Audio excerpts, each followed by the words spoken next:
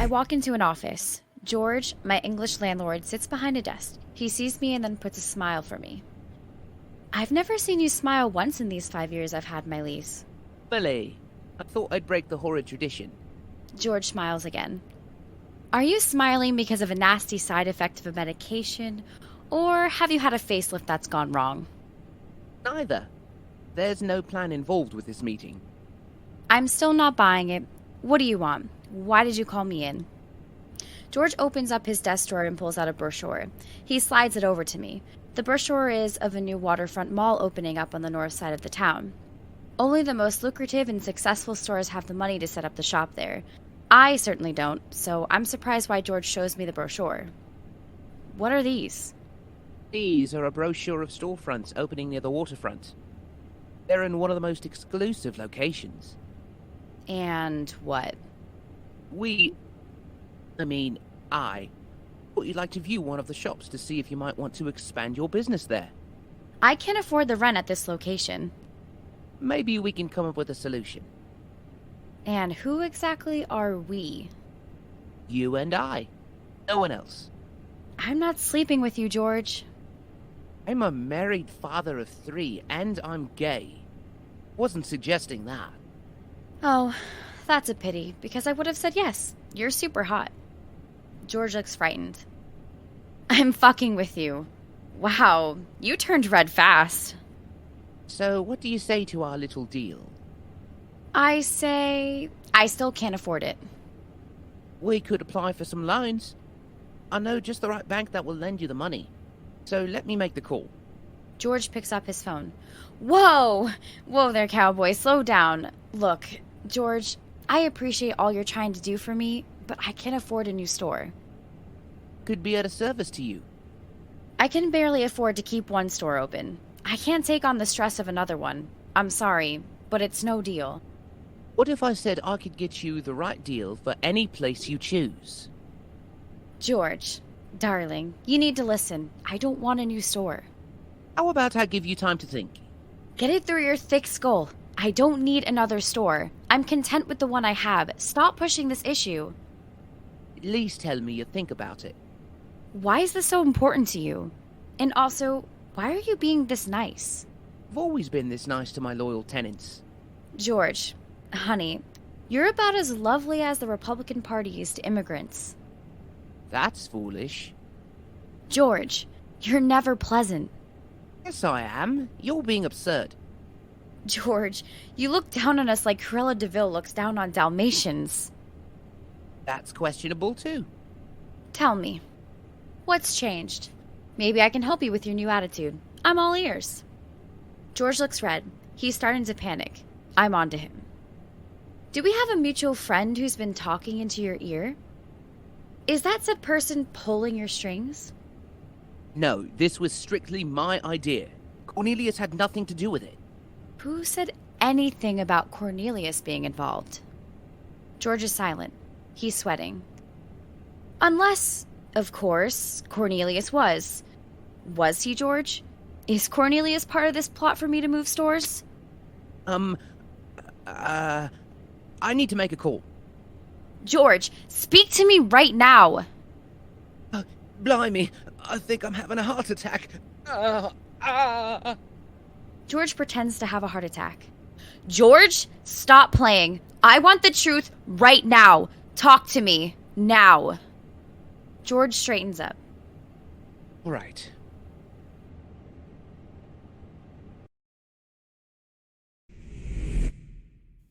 I walk over to Cornelius's table.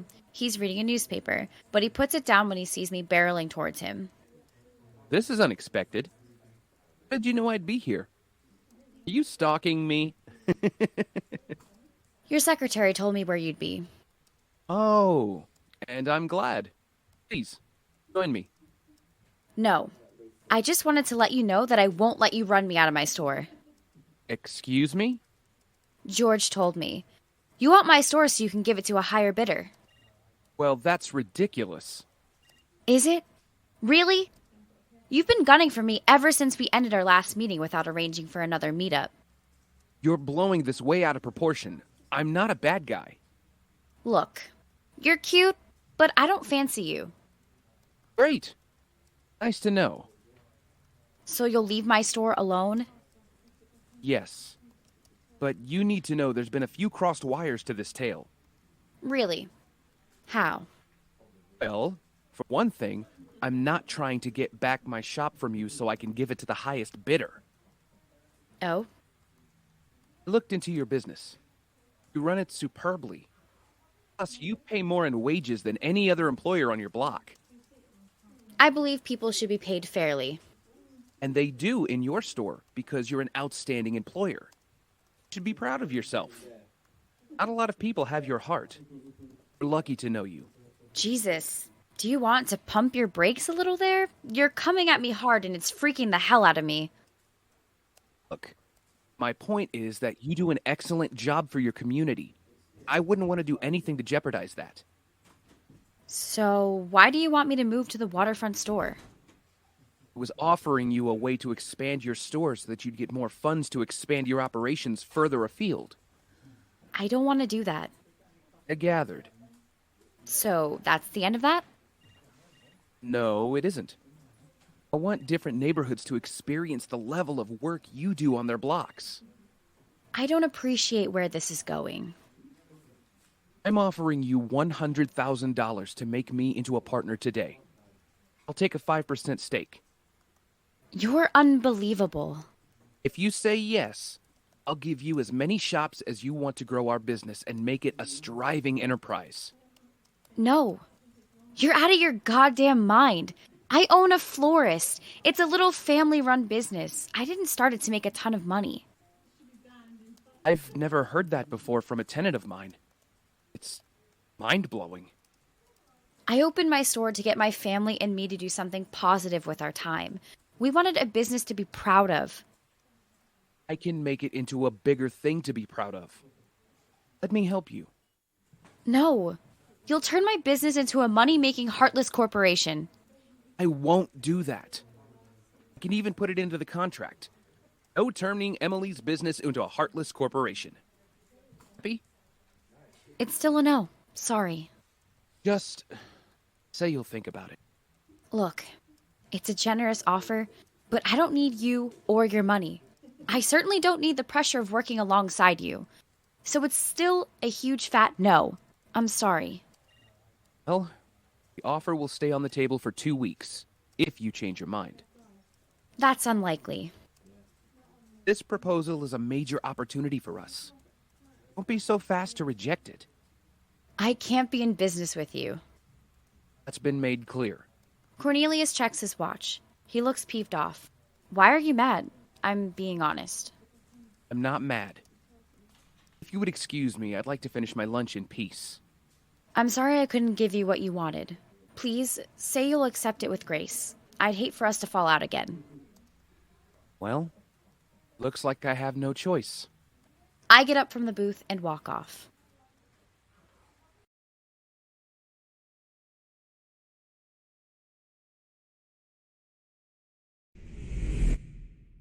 I'm shutting my shop's doors when George walks over. He's holding a key.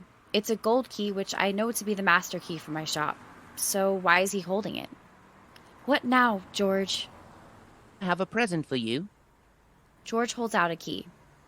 You're giving me a key? It's not just any key. It's the master key for the shop. Why won't you need it? Has Cornelius fired you, George? He's not that bastardly. Which rock do you seek these thoughts from? Are you asking me to take the key so that I can pass it off to your successor? Not exactly. I thought you had this discussion with Cornelius. What freaking discussion? Stop talking in riddles. Tell me, what's going on here? Cornelius is handing you the shop. You won't need to pay us any more rent because you'll own the deeds to it. I'm going to kill that man. A man gives you something and the first thought out of your mouth is that you want to kill him. Who raised you, Satan? I'm going to murder him. Why? He's trying to look after you. He's trying to force me to take his charity because he thinks I'm a weak woman who needs saving. But I'm not. Look, sweetheart, that man cares for you. He adores you. Why are you trying to do everything in your power to reject him? I reject him because I don't need a savior. I'm the strongest alone. Cornelius knows that. No man will ever come into my world and take away my strength, especially a freak-like monster like Cornelius the Dick. There's an immediate cough behind me. I turn around to find Cornelius staring at me. He looks hurt. I'm sorry. I didn't mean for you to hear that. Can we talk in private? Sorry. I'm a freak-like monster. I should spend time with people of my own clan. I didn't mean it. I was just... Sure you didn't. George, please rip up the contract. I'll pass on my offer of a shop gift to someone else. Are you giving away my shop? No. I will give someone else the chance to have their shop without paying me rent. Bye, Emily. Cornelius walks away. I try to walk after him, but George stops me with a hand. We need to know a few things before this charade goes any further. What things? You're buying me dinner. Come on. George and I walk off.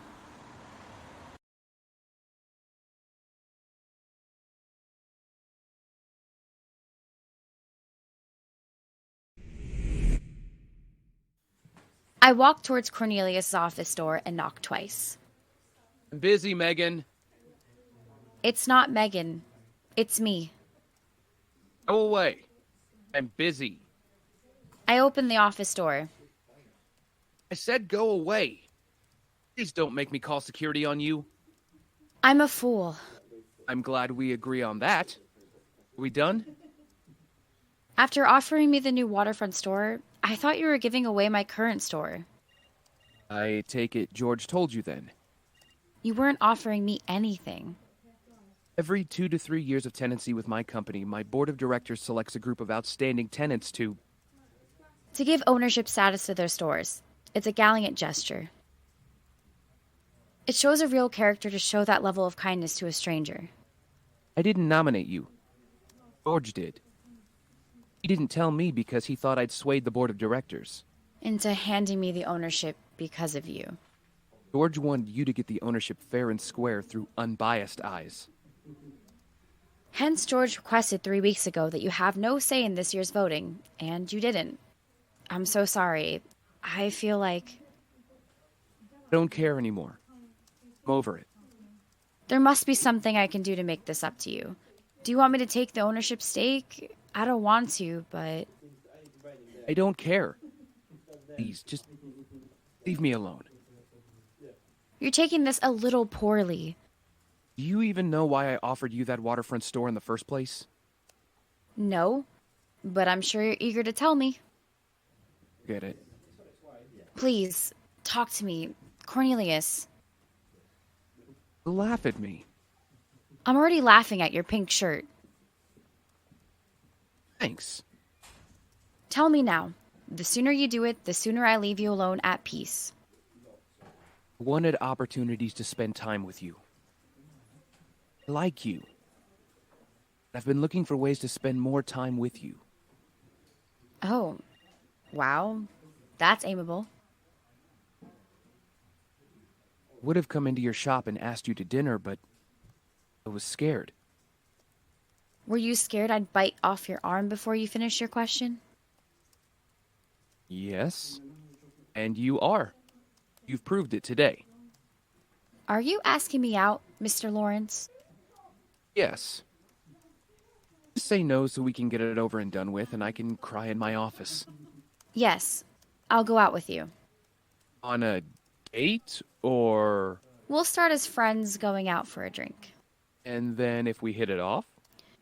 We could potentially try to get more serious in the relationship if we both choose. Is that your best offer? It's the only one you'll get. Then I accept. I'll pick you up tonight. I look forward to it. I'll text you my address so you can pick me up. Coolio. You better impress me tonight. I'll try my best. You better. I walk out of Cornelius' office with a smile on my face. Cornelius pumps his fist into the air to celebrate. Woohoo! Yeah! As I'm walking away, I say, I heard that. Sorry. I chuckle out loud. I press for the elevator. The doors open, and I get in and smile as the elevator doors close.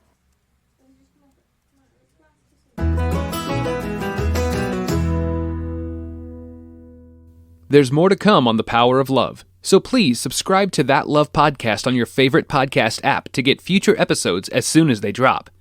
And also, help us by rating us on Spotify and Apple Podcast. We'd also love for you to review us on Apple Podcast. By doing this, you help us expand our reach to new listeners. We're also active on Twitter @ThatLovePod, so drop us a message there. We'd love to hear from you. And before we sign off, if you love the podcast, please share it with family and friends. Thank you for listening.